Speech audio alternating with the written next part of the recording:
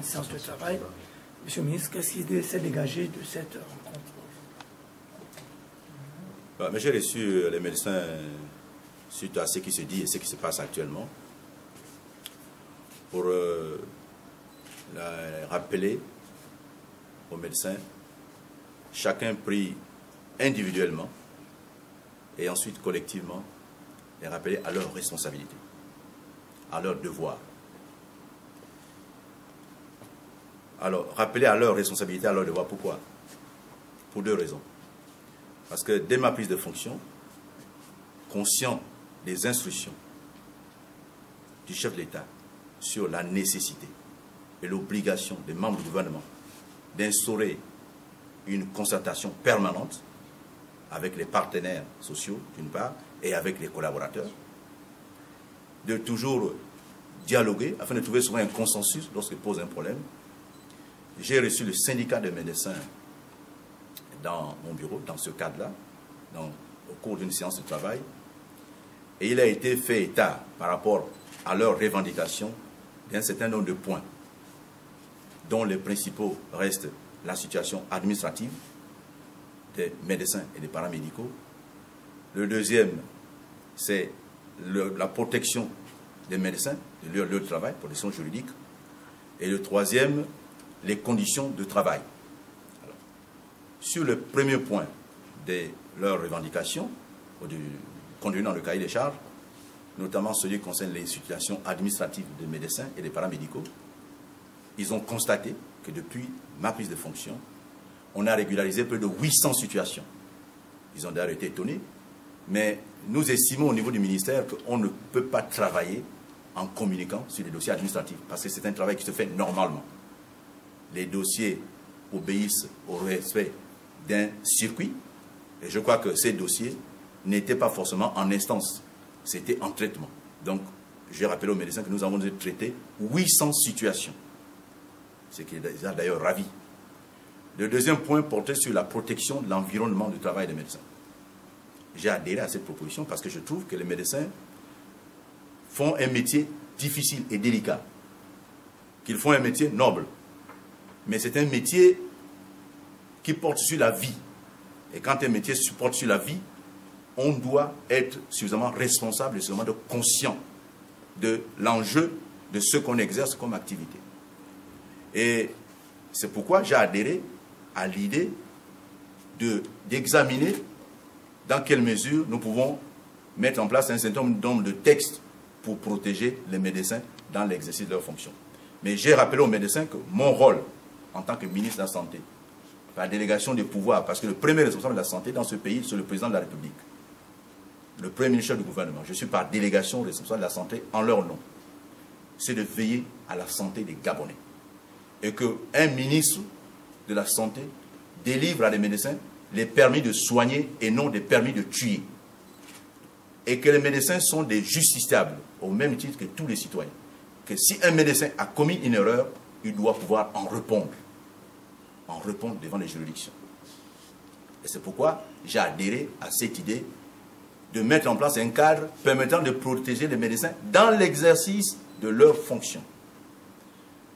Et rappeler aussi que dans l'exercice de leurs fonctions, il faut que ce soit des médecins qui remplissent les critères, parce qu'il n'est pas médecin qui veut, parce qu'il existe aujourd'hui dans notre pays des charlatans qui se prennent pour médecins sans avoir la formation ou sans avoir le cursus requis. On ne se décrète pas médecin, ça relève des études. Donc, à partir du moment où on remplit les conditions et qu'on exerce dans une structure publique, le ministère a le devoir de protéger un médecin parce que c'est le ministère qui autorise cet exercice.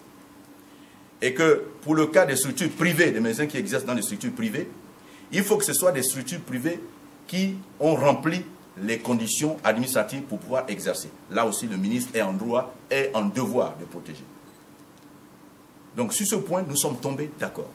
Sur le troisième point, qui concerne les conditions de travail. Mais j'ai rappelé aux médecins, à moins qu'on ne veuille pas voir, parce que depuis son arrivée à la tête de ce pays, le président de la République ne cesse de déployer d'énormes efforts budgétaires et financiers pour améliorer la santé au Gabon.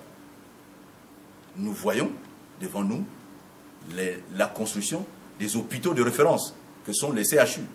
À Libreville, aujourd'hui, nous sommes en train de terminer les travaux pour la fin de l'année, si Dieu le veut, pour qu'on ouvre le CHUL, qui est un hôpital de référence.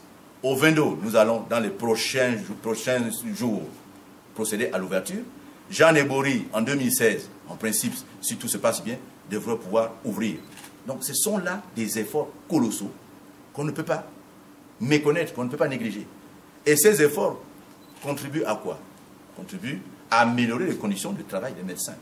Donc, c'est pour qu'ils travaillent dans des conditions décentes, qu'ils aient un plateau technique adéquat pour pouvoir mieux exercer leur métier. Donc, ces 3 points, nous les avons examinés, nous sommes tous tombés d'accord. Mais, moi, j'étais surpris au sortir d'ici, parce qu'ils ont soulevé un 4e point, qui est celui lié à la détention de leurs collègues, de leurs confrères. Mais la détention de leurs collègues relève de la justice. Il y a, vous savez tous, que le Gabon, c'est un état de droit. Et le ministre ne peut pas s'ingérer dans les affaires de justice. Je vous ai rappelé que les médecins sont des justiciables. Si un médecin a commis une faute, il lui revient de répondre devant les juridictions. Alors, j'ai marqué ma solidarité par rapport à la situation difficile dans laquelle se trouve ce médecin, mais en faisant confiance à la justice.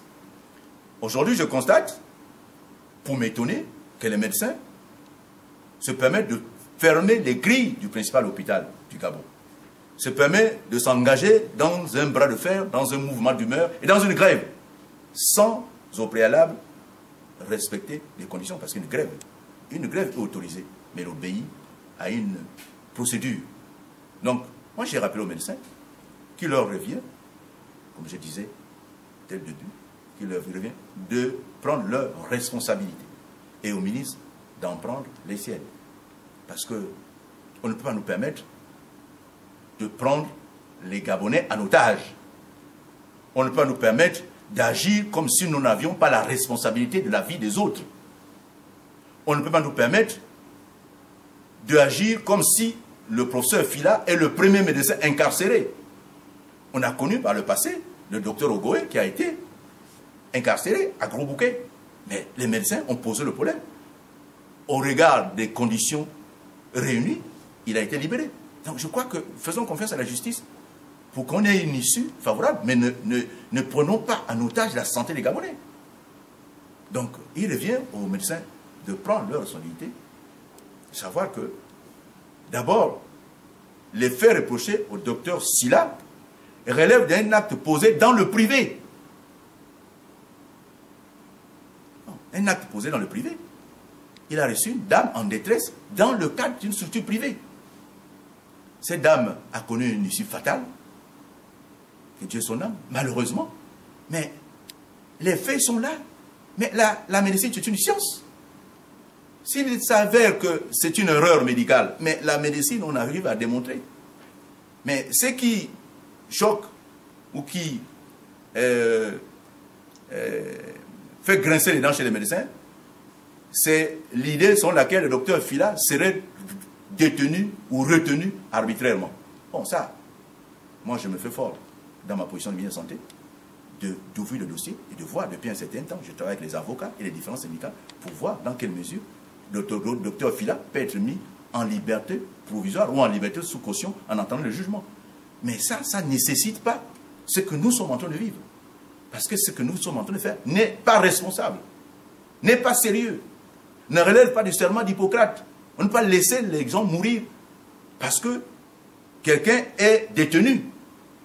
Son intégrité physique n'est pas menacée. Mais les gens qu'on laisse mourir, leur intégrité physique est menacée. Donc c'est ce que j'ai rappelé aux médecins en disant qu'il nous revient à nous, responsables de la santé, de prendre nos responsabilités chacun en ce qui le concerne pour que les Gabonais soient au moins soignés, même si les conditions actuelles sont difficiles, mais qu'ils soient soignés dans les conditions actuelles. En insistant sur le fait que le conseil présidentiel qui a eu lieu sur la santé, les déclarations du chef d'État ont été claires. Nous faisons des efforts. Vous savez qu'aujourd'hui, la contraction des recettes budgétaires limite les moyens, mais malgré ça, le président a retenu comme priorité la santé. Donc, le peu de moyens qu'on peut avoir, la santé, l'éducation, la sécurité et bien d'autres, les infrastructures. Vous le voyez, vous entendez les déclarations. Donc, je n'invente rien de ce que je leur dis. Il faut qu'on prenne tous conscience de notre position, de notre situation. La mienne, c'est celle-là. Je dois toujours savoir que la santé des Gabonais est plus importante que tout. Parce que sans la santé, on n'est rien pour soi-même. Sans la santé, on n'est rien pour les autres. On n'est rien pour le Gabon. Et nous voulons d'un Gabon émergent. Pour avoir un Gabon émergent, mais il faut avoir les gens au moins en bonne santé. Que ceux qui sont en détresse soient au moins soignés. Voilà ce que j'ai dit au médecin.